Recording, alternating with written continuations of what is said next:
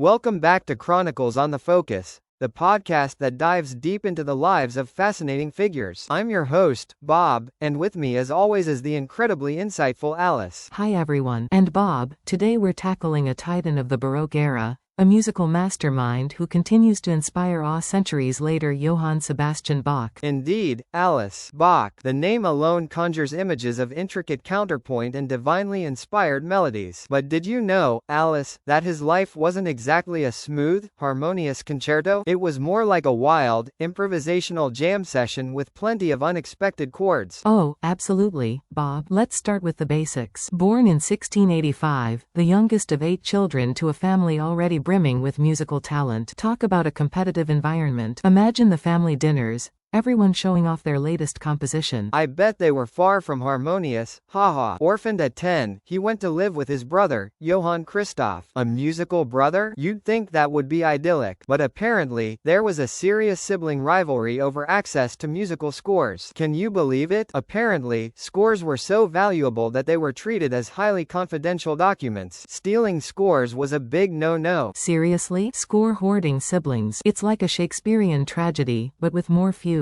And then, his musical education continued in Lüneburg, where he was exposed to a stunning variety of European musical styles, Italian, French, even South German. This is where his style truly began to develop. A real musical melting pot. He held various organist positions, including in Arnstadt and Mühlhausen. But let's be honest, he wasn't exactly known for his diplomacy. He famously clashed with his employers, even getting into a fight with a fellow musician, a weenie bassoonist, as he so elegantly put it. Laughing, oh, Bob, you're killing me. Weenie bassoonist. I can just picture it, a full-blown Baroque brawl. And his extended leave to visit Buxtehude? A 4-week vacation that stretched into 4 months. Talk about taking advantage of some generous time off. A legendary road trip fueled by musical inspiration. Imagine walking hundreds of kilometers just to learn from another master organist. The dedication. And eventually, he landed the prestigious position of Thomaskantor in Leipzig, where he produced an enormous amount of work,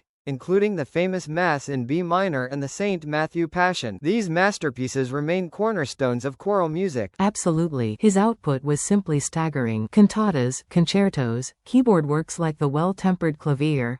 The man was a musical machine. And even though he was initially known more as an organist, his keyboard works are now considered some of his most important. But it's fascinating to think that his music wasn't fully appreciated until the 19th century Bach revival. A true testament to the enduring power of his genius. He died in 1750, but his music lives on. And his life, full of musical triumphs, professional clashes, and a healthy dose of rebellious spirit, reminds us that even the greatest artists are human. A bit of a feisty one, in Bach's case. Exactly. A truly remarkable life and a truly remarkable legacy.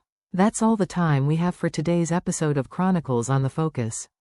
Join us next time for more fascinating deep dives into history and art.